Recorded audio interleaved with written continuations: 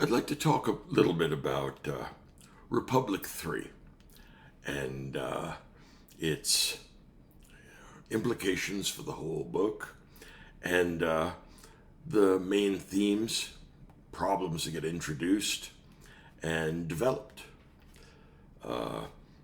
This is, in some ways, the most intricate of books, and it's also extremely poetic as well as being philosophical.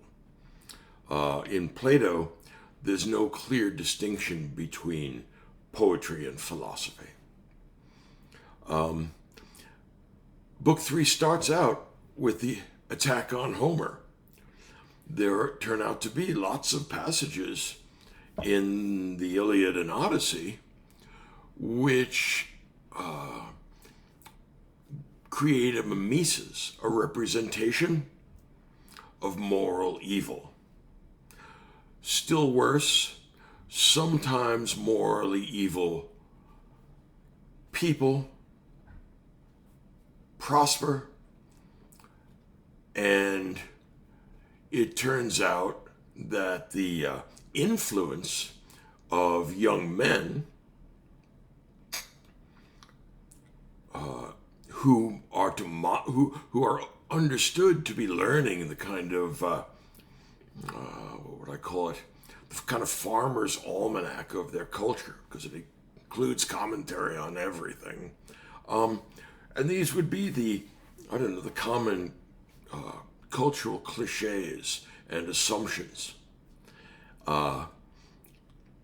So Homer gives us a distinct view of the world, but it's a distinctly limited and in some ways pernicious view because it provides bad moral example. Now, there's a lot going on here. First, it's a little bit ironic, but it's only human to note that Homer is undeniably a great poet. And the power of his poetry is felt by anybody that reads sensitively and carefully.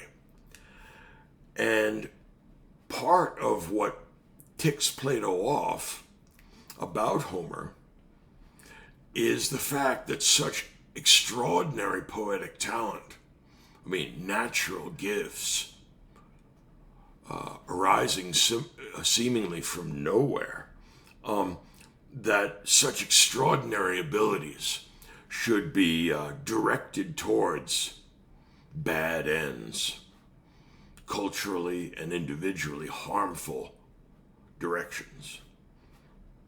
In some ways, there's an element of professional jealousy when Plato attacks Homer. And you see much of the same professional jealousy when another philosopher poet decides that Plato's influence has been pernicious. That'd be, of course, Nietzsche. Now, let's go back to Republic 3.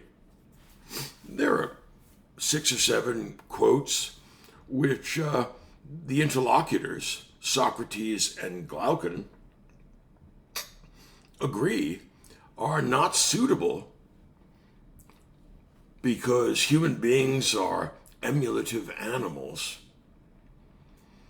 and they will take on a particular influence created in childhood that will be formative for them as adults. So what Plato is doing here is a number of important things simultaneously. In the first case, Plato is creating aesthetics on the basis of morality. He thinks that the failure of Homer to create perfectly moral art that has a good moral influence on the hearer or on the reader, He thinks that's morally culpable. In that respect, he's sort of like what he makes something of the argument that Tolstoy makes in What is Art? It's got to be moral or it's bad. Well, Plato is making, I think, an argument to that effect, and he says outright that immoral poetry, and by poetry, I mean all created things. So in other words, in this sense, painting or music can be poetry. All made things have particular influences on the psyche of those that encounter them. And that means that education, particularly early education, is the ultimate political issue. Nothing is more important, and no regime will prosper or even survive if it fails to adequately educate the upcoming generation. So Plato is saying that since Homer is the dominant influence for the instruction of young men in Athenian tradition, a big part of why Athens breaks up is because it was educated badly, instructed poorly,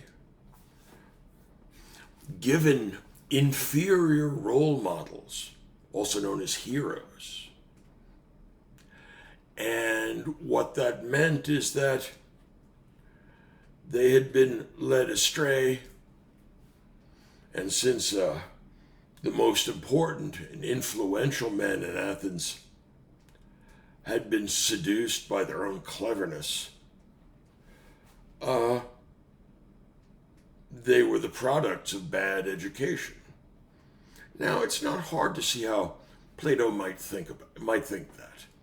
Think about something like Euripides' Medea. A young woman betrays her family and her country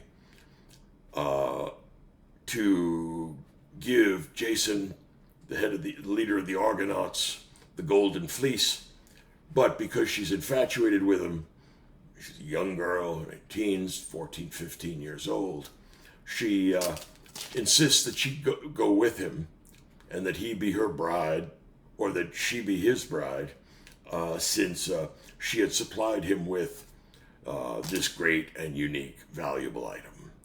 So he takes the golden fleece with him and takes Medea, and while she's leaving, in order to make sure that her father and the naval vessels can't catch up, she takes her brother hostage with her. She kills him and chops him into pieces, and throwing his dismembered parts into the water, slowed her father down because he felt morally, culturally obligated to give his son decent burial, which he couldn't do without the parts. So she got away only after stealing from her family, only by murdering her brother.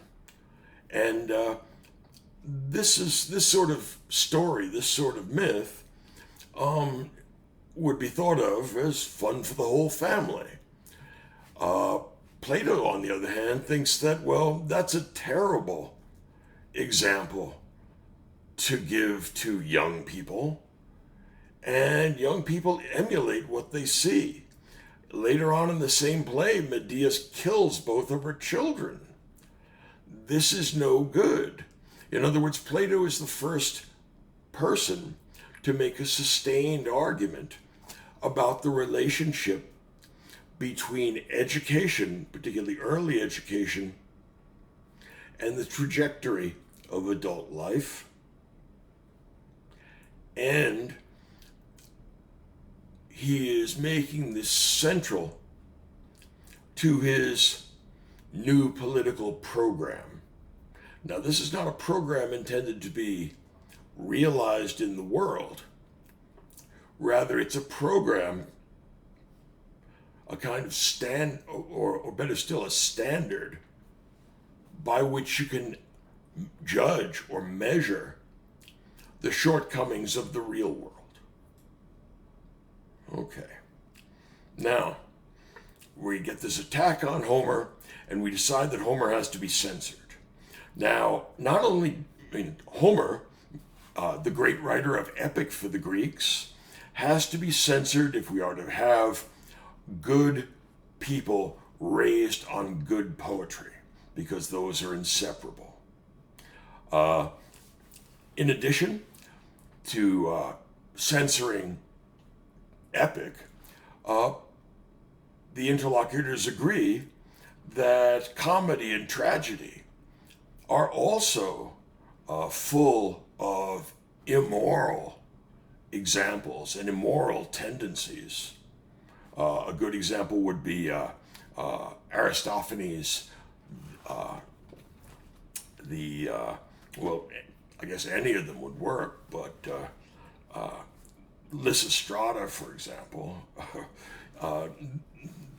which is about a women going on a sex strike and taking over politics.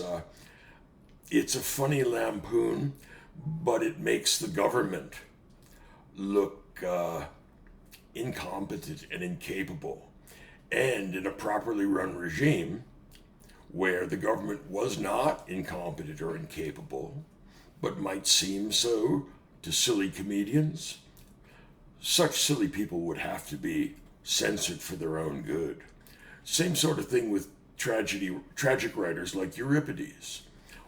You can't give us the madness of the Bacchae or the madness of Medea and expect children not to be affected by it.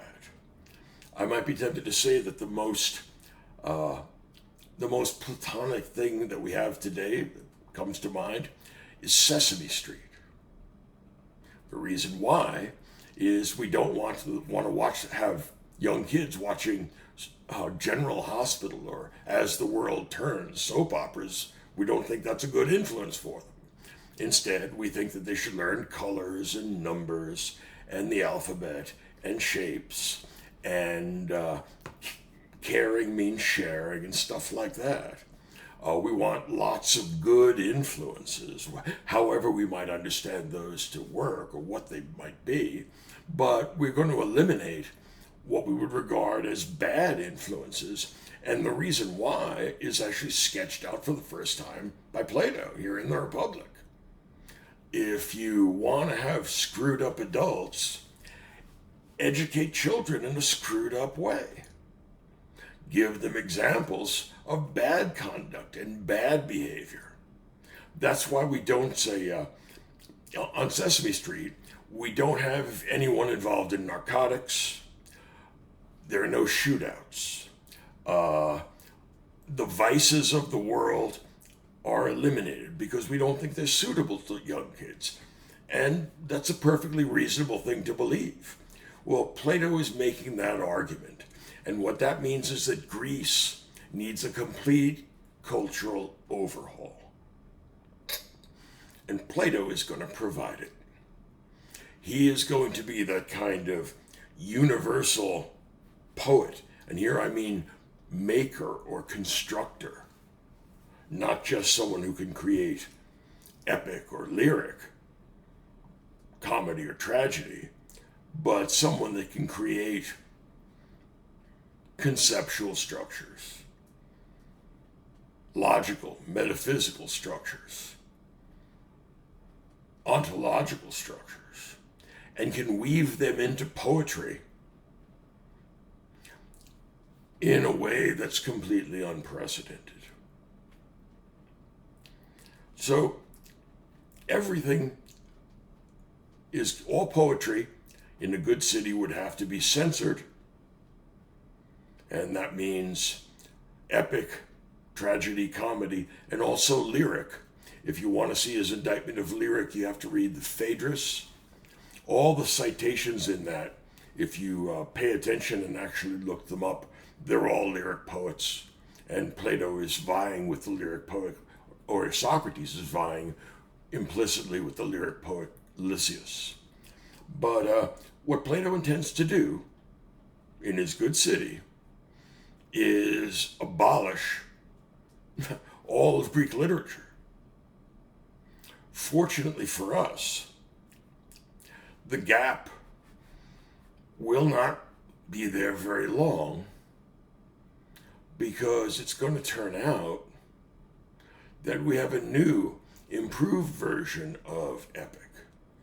It's called the Platonic Dialogues. It's got a new hero. In the same way that Odysseus is an improvement on Achilles, Socrates is an improvement on Odysseus. Right? The Platonic Dialogues together form an ironic Odyssey and also an ironic Iliad. It's an ironic Odyssey because philosophy is the journey you take it home. It's a soul journey, not a body journey. So, except when he's required to by military obligation, Socrates never leaves Athens. Why? Well, the spiritual monsters, the Cyclops and the Scylla and Charybdis, well, they'll come to him, personified in the form of sophists, who turn out to be spiritual monsters. And Socrates does battle with them to save a city the way Hector did to save his own city. But ironically, Athens is being besieged by a horde of destructive Greeks who, ironically, are on the inside of the walls rather than the outside. So it's an inverted Odyssey. It's an inverted Iliad. It's also an inverted Odyssey. And Socrates is the next step up from both Homeric heroes. He's the man who is the intellectual warrior. He is the greatest thinker and speaker, in the same way that Achilles was an unbeatable physical warrior. Achilles took life, Socrates gives it,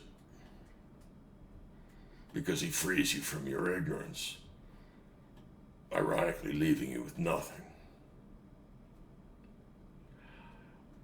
He's also the new improved Odysseus on a spiritual odyssey. That's why in his death dialogue, the Phaedo, he walks around so that allegedly so the hemlock would work, but actually he's just completing the journey that he's been on, because walking around in circles preparing for death is the epitome of philosophical living. So you have to understand that Socrates is a new hero, that Plato is the new universal poet, because he's going to replace Homer, an epic. He's going to replace comedy and tragedy. That's why in the Phaedo, Socrates laughs, and that's the only time that he laughs in any of the dialogues. Trust me on this. You don't have to read the 2,000 pages. And what does he laugh at? Socrates laughs at his own death. That causes everybody else to cry, because Socrates' death for him is a comedy, but for his associates a tragedy. For him it's a comedy because he's never really belonged here at all, and he's just going back home. The Nostos that Socrates longs for is not Ithaca, but heaven. So, yeah, Socrates is finishing off a spiritual, not a physical odyssey. And he, too, anticipates a homecoming. not only does Plato supersede all of Greek literature, which is no small, actually, in fact, closer to a megalomaniacal agenda, but as I'll show when we get to book 6, he's going to attempt to resolve all the great intellectual problems of his age. So all the problems we had with the pre-Socratics and the sophists and the various thinkers, we're going to set a good portion of these problems to rest. In addition to that, it turns out, at least in my reading, Platonism is a covert monotheism. It's the typically Greek hubristic monotheism, trying to create monotheism without revelation.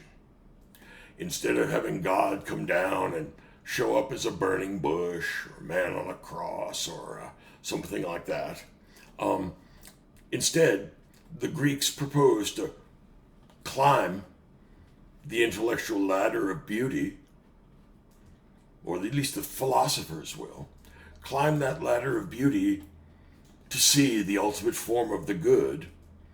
And this is to see in an intellectual sense, not in a literal sense. We're not talking about photons here. When they do that, Plato is going to try and put in their place all the various kinds of intellectual problems that have been generated and were causing important controversy in his age. So he's superseding all of Greek poetry. He's going to attack and apparently solve all the problems existing in Greek thought. And to finish it off, he's going to create one of the world's great monotheisms. It never became as large as it might. In that sense, that's true of, say, other monotheisms like Zoroastrianism or Judaism. But Platonic monotheism wants to climb and get access to the divine through the Promethean deployment of reason. It turns out that the gold class, the class of rulers, are a class of ascetic priests and priestesses. In other words, I think the philosopher king is a high priest who, through some rational activity, contacts the absolute, the form of the good, and reveals it as needed to everybody else. And what this is, it seems to me, is the last gasp of the River Valley civilization solar cults. That's why we find out that the good is like the sun. Well, that's true, but that doesn't tell us all that much about what the good is like. Plato runs into the problem that everybody's going to run into when they try and talk about the absolute. The Parmenidean one is that language collapses and just doesn't work the way it's supposed to as it nears, I guess it's the conceptual analog of this black hole. All right. So, education is the primary concern for this priesthood. They are going to be raised under strict, almost Spartan discipline, and except that they will be required to develop their psyches and their non-military, non-physical capacities to an equal degree as the development of their bodies will be improved by gymnastics. Now, the Guardian's education is the most important thing in Plato's program because If you remember the old Roman question, who watches the watchman? Well, there is actually no solution to that problem that I'm aware of. In other words, as far as I can tell, there is no institution that is capable of policing itself. That's why corruption eventually emerges in every institutional structure. It can be a religion, like the Catholic Church. It can be a political party. It can be an intellectual orientation.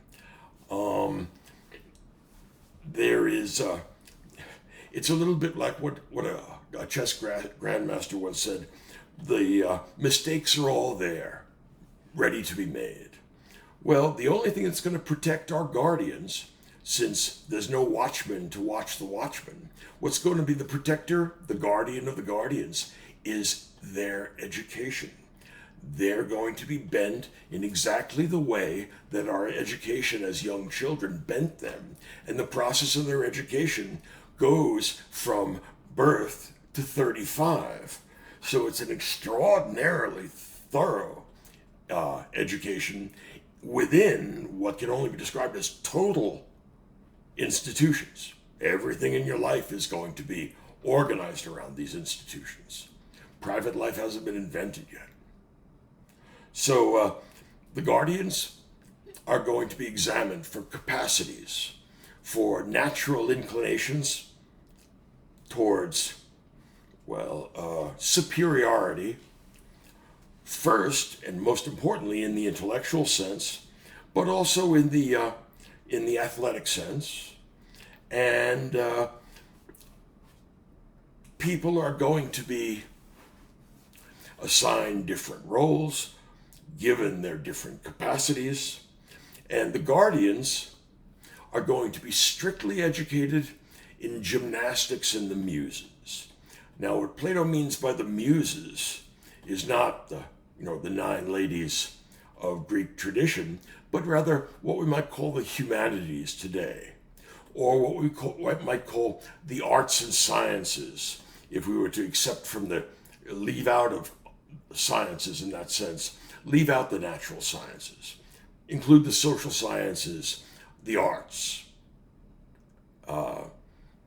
That would be a philosophy, things like that. Okay, they have to be educated in the muses, and this education has to be suited to their age and capacity.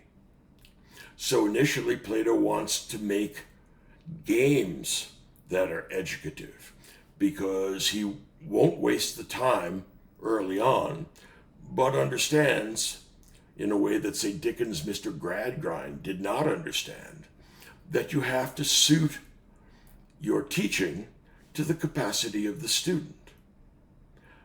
Young children enjoy games. If the games help teach them what we want them to know, that's all to the good. Our regimen for education will become more strict over time, and up to the point of 35, when they are finally released from education, and then for the next 15 years, they're going to be required to serve the state. And they will use their accumulated wisdom to deal with whatever evil, ignorance, or disorder might emerge. And they will have the authorization, the authority that comes from the ultimate good thing that allows all other good things the excellence peculiar to them. Think of the Olympic gymnastics teams. If you've ever seen these young men, particularly, go through these extremely dangerous and rigorous exercises and almost make it look easy, when you know that requires an extraordinary amount of practice and also discipline and also working through pain. Plato insists, or Socrates insists, that the guardians must be educated in gymnastics. what he wants, I mean, if you've ever seen these gymnasts, at the Olympics, both sexes are in some ways perfect human specimens. They are compact, they are muscular, they are put together in a very symmetrical, proportional way. All right? This is something like turning the body into a piece of sculpture, but not as in, say, bodybuilding, just to look at. This is pursuant to the capacity to do all kinds of stuff with your body.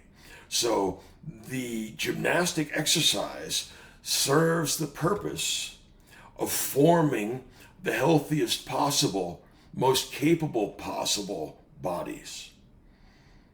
All right? Because we cannot neglect the education of the body. But that's not primary. The primary education is the education in the muses, and that's going to involve things like mathematics and geometry initially. The reason why is that these are universal disciplines.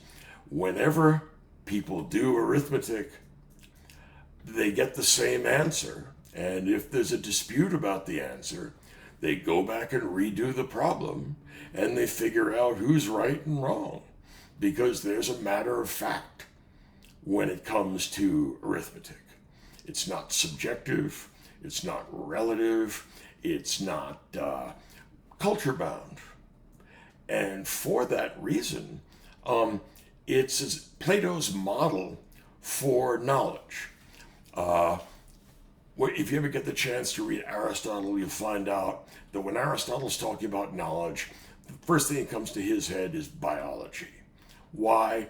Because it is the science that studies the process through which living things go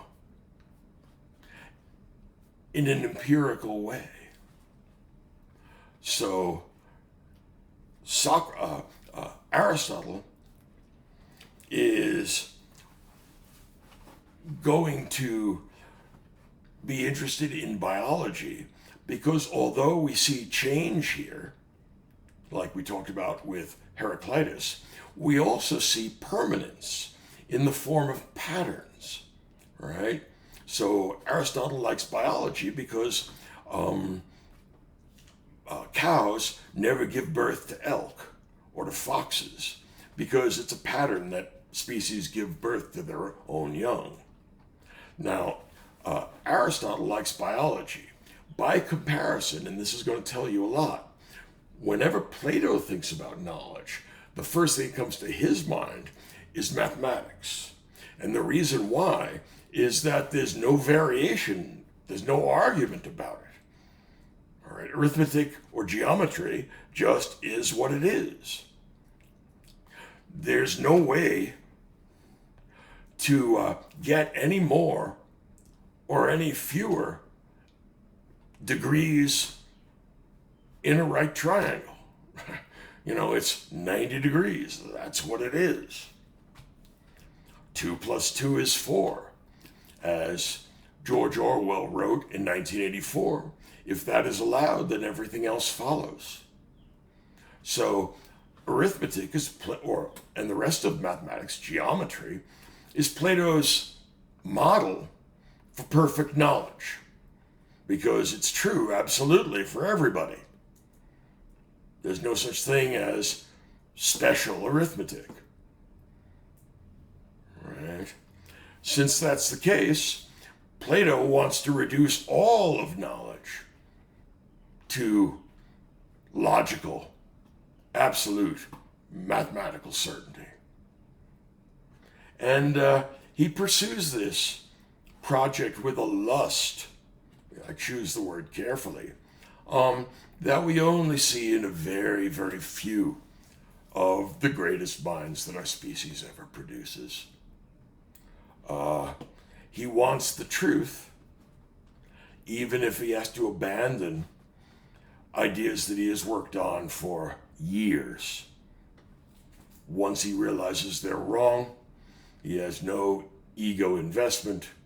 He just washes his hands and walks away. I'll explain the theory of forms a little later on.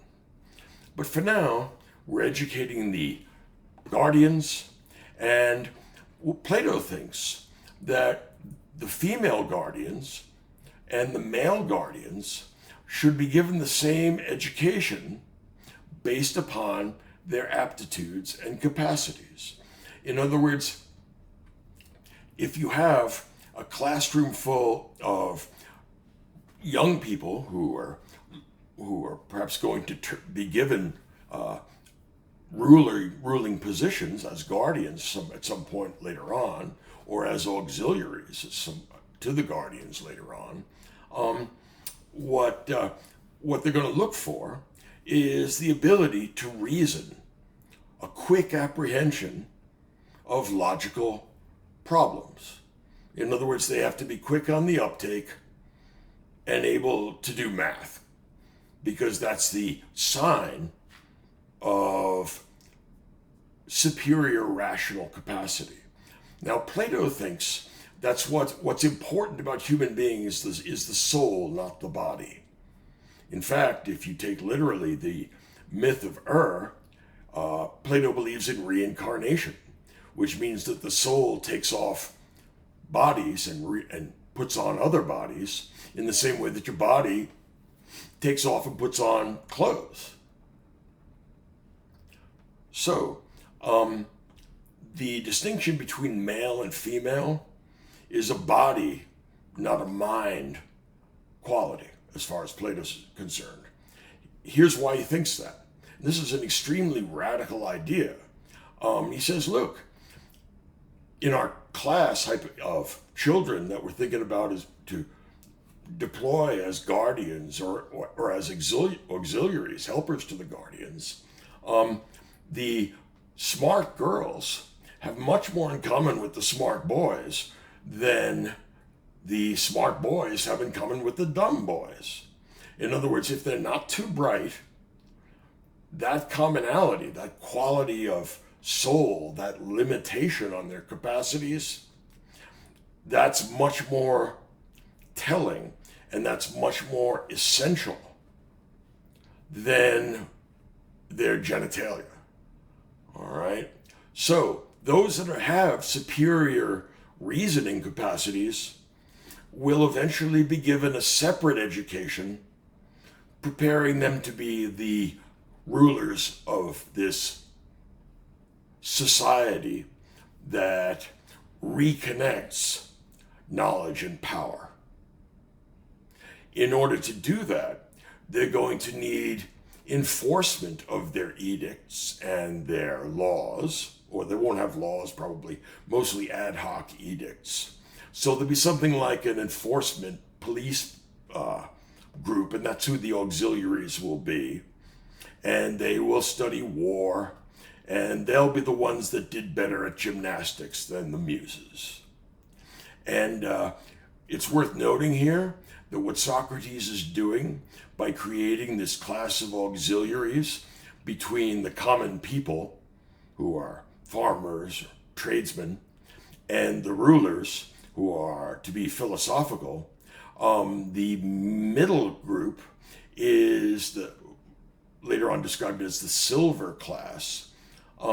What these people are is the physically imposing, daunting servants of the rational class that's above them. One way of thinking about this is that what Plato is doing is demoting the Homeric hero from ruler to servant of reason, which is a way of describing what Plato thought was wrong with the Greek heroes, particularly Achilles and Odysseus. Achilles wasn't really great at thinking. He was pretty dumb. And Odysseus was rational and sly and wily, But this was often to immoral and destructive ends. Think about the sacking of that city, which was completely peaceful. What is it, Isthmus, as they leave Troy? There was no need for that. I mean, it was just pure piracy. And so his rational capacities are sometimes used towards improper, immoral ends. So Socrates is going to be the improvement on both of them.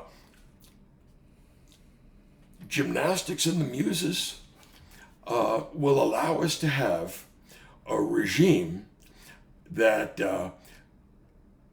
creates a ruling class that is benevolent and looks out after the interests of society as a whole, not their own interests. The elite gold philosophical class will be a kind of ascetic priesthood. They are not allowed to own private property. They are not allowed to touch gold or silver. And that means that the skim off that they get is mere subsistence. They get a subsistence wage.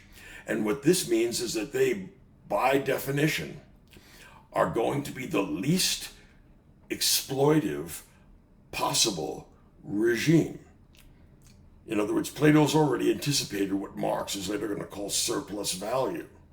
And he's going to make, instead of having the peasants live on a subsistence regime and the rulers live in luxury, he intends to have the rulers live an ascetic regime without any private property at all. And that means that what gets kicked back to the farmers and the craftsmen is the maximum possible percentage of their output. Which means that if the lower class were ever to side with invaders or side with those that wanted to destroy the city, the result would be that they would be exploited more than they are now.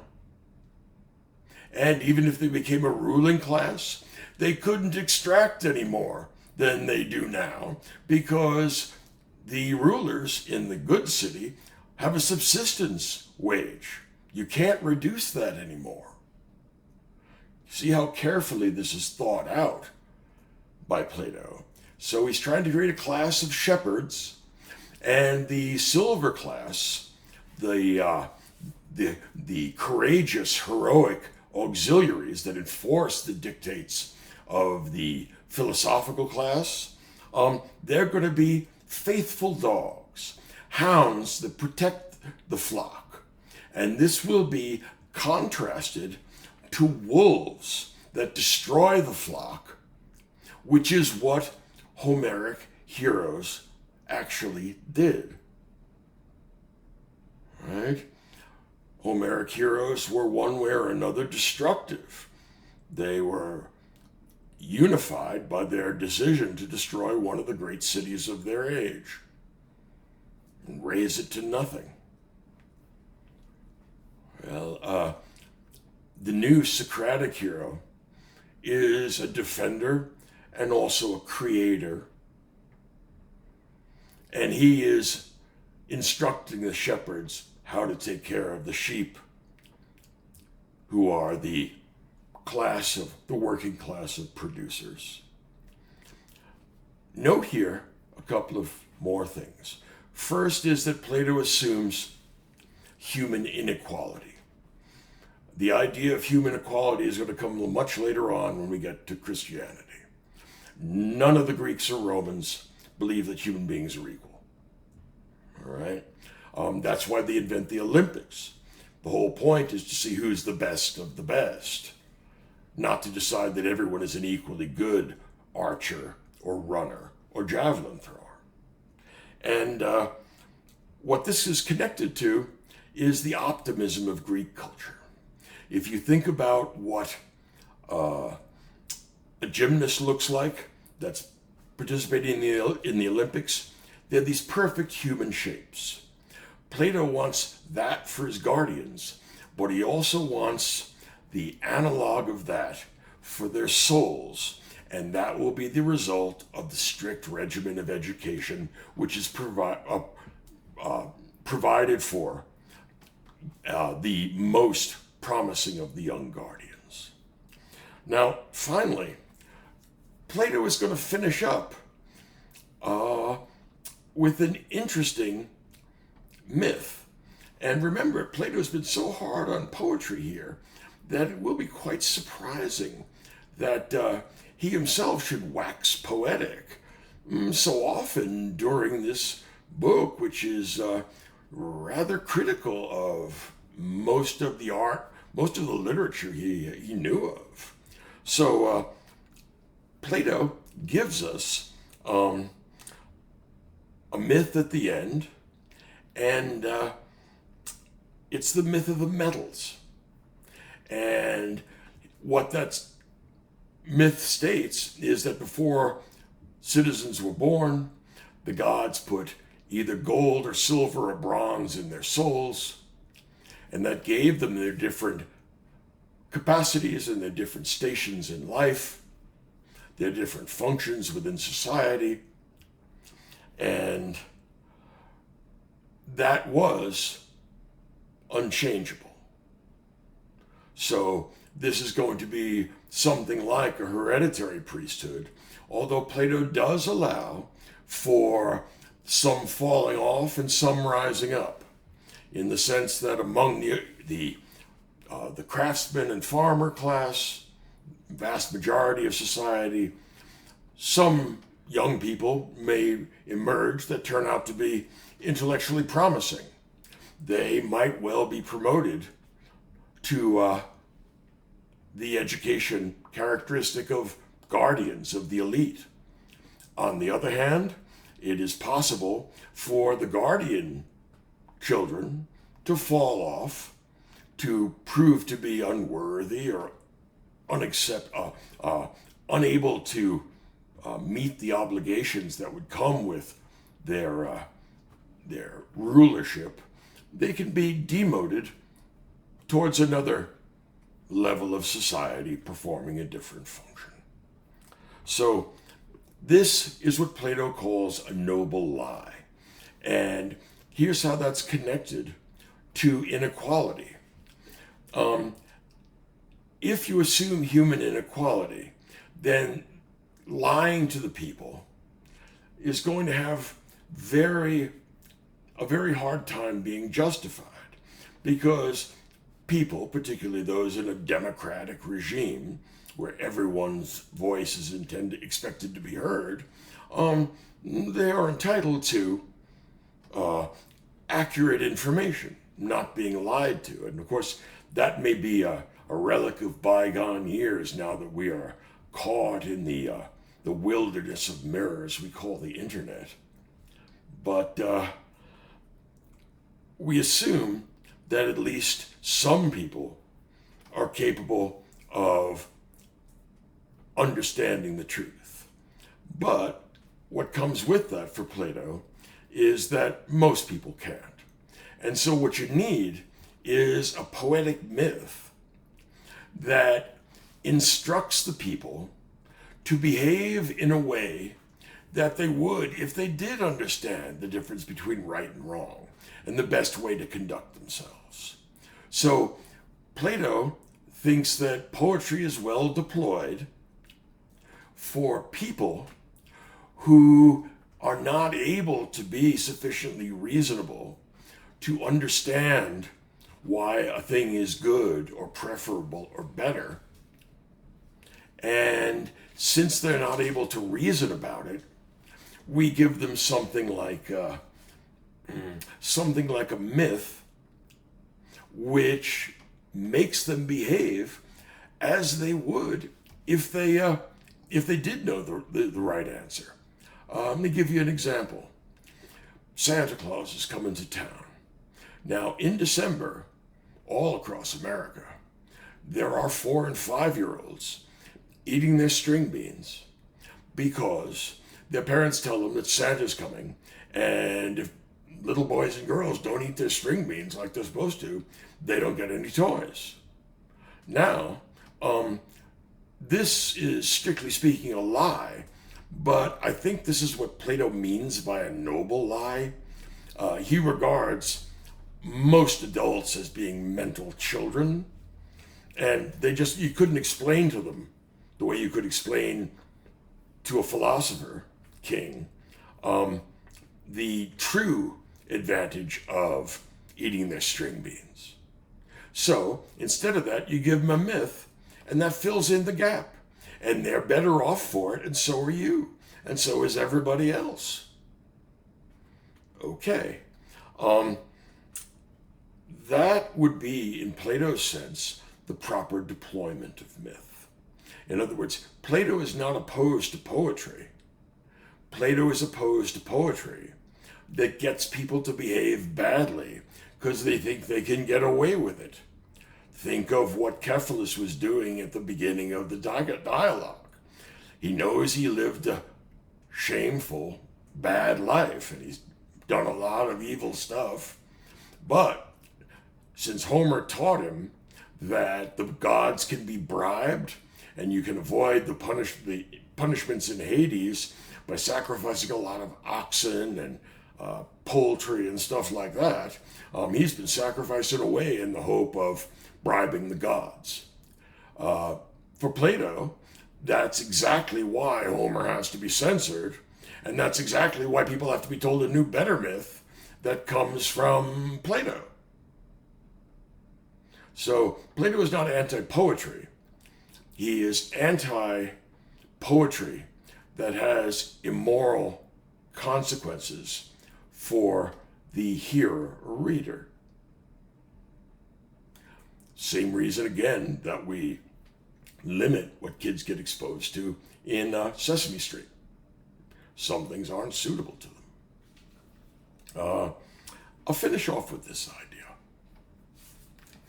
Plato is an aristocrat, and he is grandly optimistic. And maybe if someone had his completely unprecedented set of gifts, maybe they would be optimistic about the human condition as well. But he, as much as anyone, is laboring under the assumption that human beings are perfectible. In other words, let's go back to the body of that gymnast who's won the gold medal. When you look at this guy, it's like a statue almost. It's a perfect human specimen. I mean, they're built. Every part of them has been developed to a great degree of capacity. And so if you can imagine that every part of their body functions well, does its job, that means that our rulers will have health, and they will have physical discipline, and that's going to be particularly important because they're ascetics, so they can't let their desires get the better of them.